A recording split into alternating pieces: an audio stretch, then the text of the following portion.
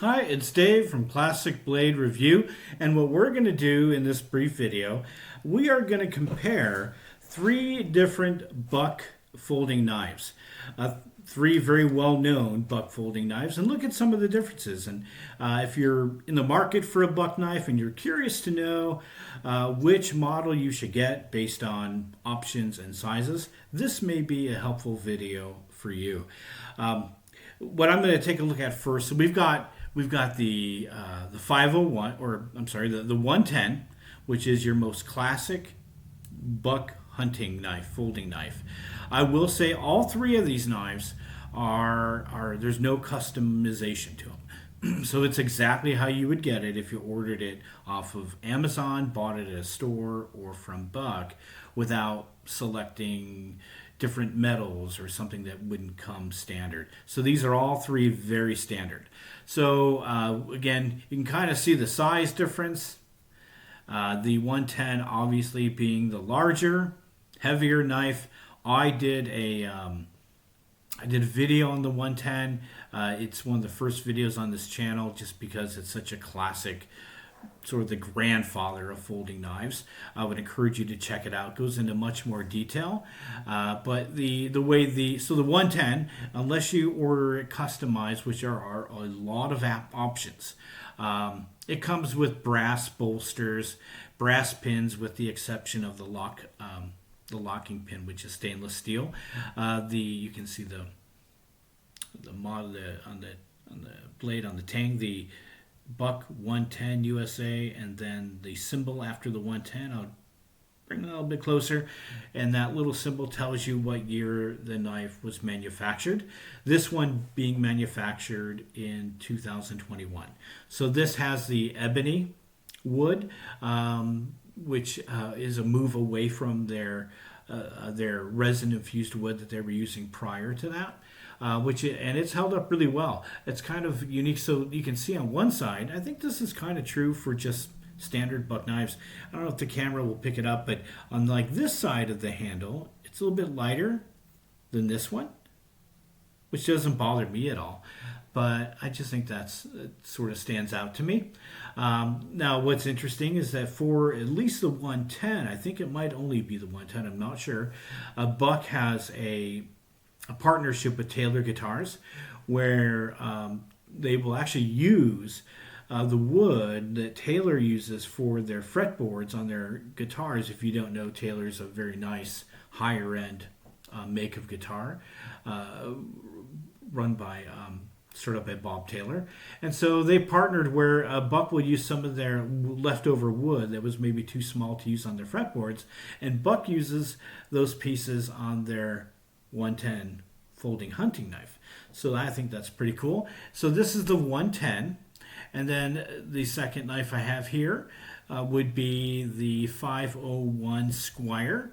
I just did a video on this one. Go back and take a look if you like that. But the 501 Squire, much smaller than the 110. It's got nickel bolsters and nickel pins. All these have the same metal, 420 HC or high carbon metal, which some folks really like, some don't. Some folks think it's too soft of a metal, and some folks like the fact that 420 is used because it's easier for them to give an edge or to sharpen the knife. But if you customize your order with Buck, you can actually select whatever type of steel that you want.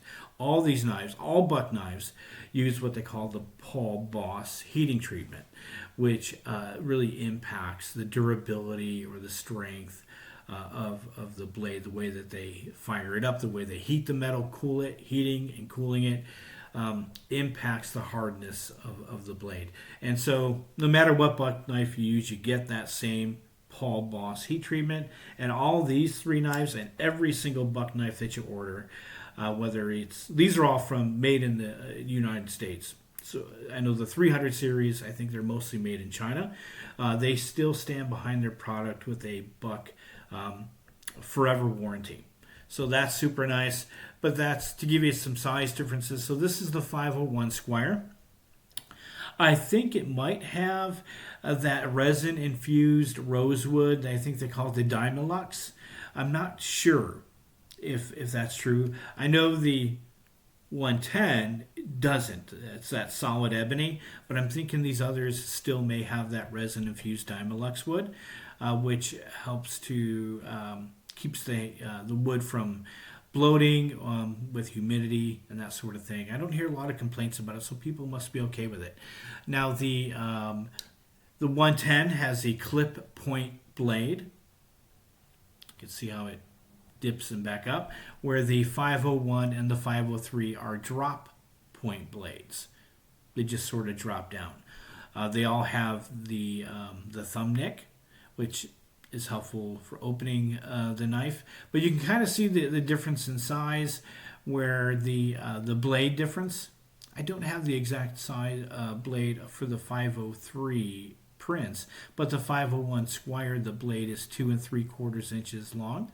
And you can see just there how obviously it's a little bit larger. The knife itself is a little bit wider, a little bit longer, so it's just a little bit larger of a knife. And the thickness, the 501 is actually quite a bit thicker than the 503, which I kind of like. It's a little bit larger, but if you're looking for something just to slip in your pocket, maybe go with something like the 503, something smaller. But I kind of like how this is just a little bit larger. But a lot of the specs, as far as the make between the 501 and the 503, are really pretty much the same. These knives, they're both centered really well. Nothing's off center. They're made super well. They're solid. None of my knives have like a play in them, so they're really well made.